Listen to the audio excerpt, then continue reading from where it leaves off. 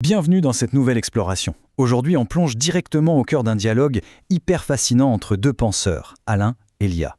Ils s'attaquent à une question théologique qui donne un peu le vertige, honnêtement.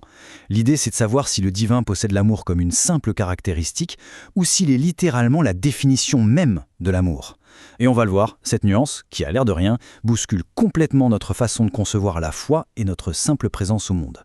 Alors, on pourrait se poser la question, c'est quoi la différence fondamentale entre dire qu'un être divin aime et dire qu'il est l'amour lui-même? Bon, à première vue, on dirait un simple jeu de mots, non? Une petite subtilité linguistique. Eh bien, pas du tout.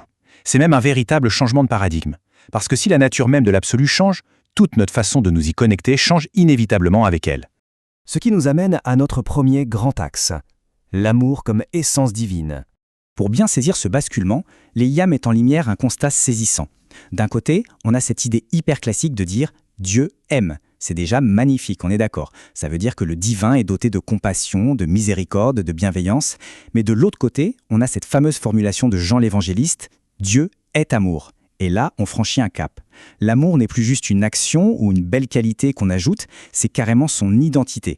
Le divin n'a pas besoin de se mettre à aimer pour être lui-même, il est par nature une circulation vivante. C'est super intéressant de comparer ça avec d'autres grandes traditions de sagesse. Dans certaines approches de l'islam, de l'hindouisme ou d'autres philosophies grandioses, l'absolu va d'abord être défini par la justice, la conscience pure ou l'unité parfaite. L'amour y est bien sûr présent, mais il agit plutôt comme une manifestation ou une conséquence du divin, pas nécessairement comme son identité de base. C'est une nuance d'accentuation qui crée des expériences spirituelles vraiment uniques. Et du coup, ça nous amène à une conséquence incroyable soulevée dans leur échange. Si le divin est fondamentalement amour, ça implique qu'il est relationnel par nature. Pensez au concept de la Trinité. Avant même que l'univers n'existe, il y a déjà un échange. Ce qui veut dire que la création du monde, ce n'est pas pour combler un vide, ce n'est pas pour soigner une solitude divine, c'est littéralement un débordement, une vague d'une générosité folle qui déborde d'un amour déjà parfait et partagé. Et face à ce flot d'amour originel, la vraie question devient comment nous, les humains, on interagit avec ça. Passons donc à la deuxième étape, la réceptivité active. Alain fait ici une distinction absolument vitale.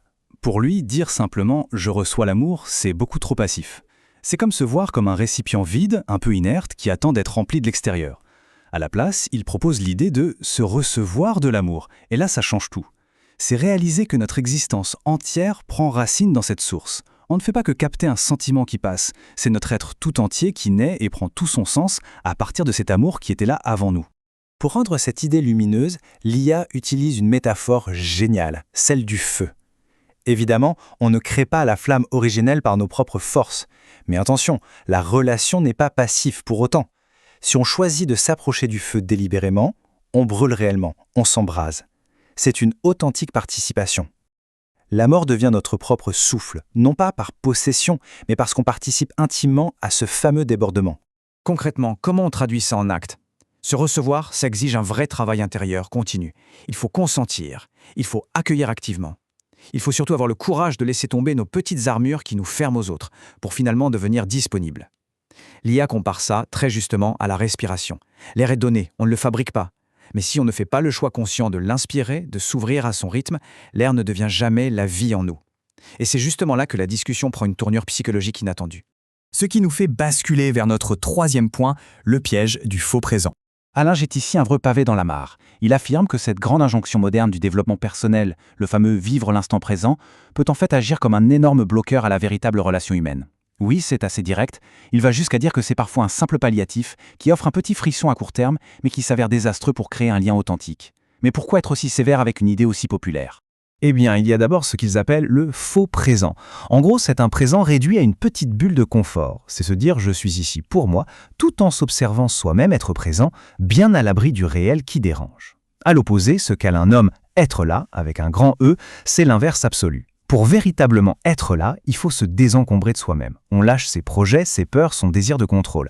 C'est une posture hyper vulnérable qui dit « je suis là pour que quelque chose d'autre que moi puisse advenir ». Et c'est seulement dans cet espace qu'une vraie rencontre est possible. Allez, on arrive à notre dernière étape, où la théorie devient vraiment expérience. Passer du pot au jardin. Cette ouverture radicale dont on vient de parler, elle transfigure une vie entière. Alain utilise une image magnifique pour l'expliquer.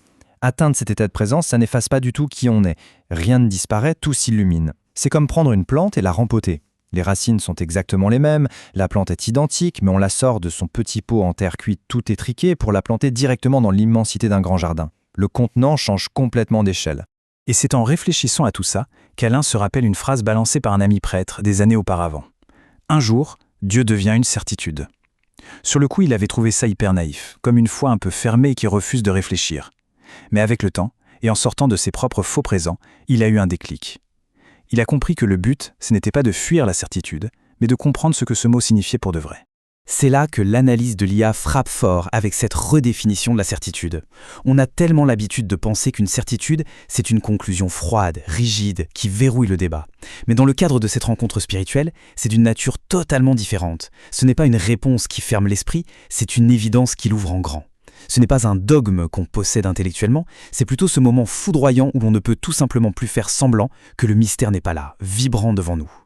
En fin de compte, la foi ne se présente plus comme un système de croyance dans lequel il faudrait se forcer à rentrer. C'est comme entrer dans un immense espace ouvert. C'est devenir cette terre humble qui accueille simplement la pluie.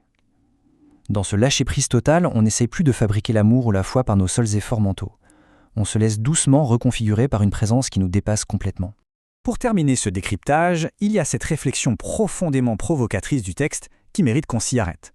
Dans notre époque complètement saturée par l'introspection, c'est vital de se demander, est-ce qu'on cherche en permanence à se comprendre soi-même, à enfermer dans notre petite bulle de développement personnel, alors que quelque chose ou quelqu'un à l'extérieur demande tout simplement à être rencontré? Je nous laisse méditer là-dessus. Gardons les yeux ouverts vers le jardin, plutôt que de rester fixés sur le pot. Merci de nous avoir accompagnés dans cette très belle réflexion aujourd'hui. On se retrouve très vite pour une nouvelle exploration.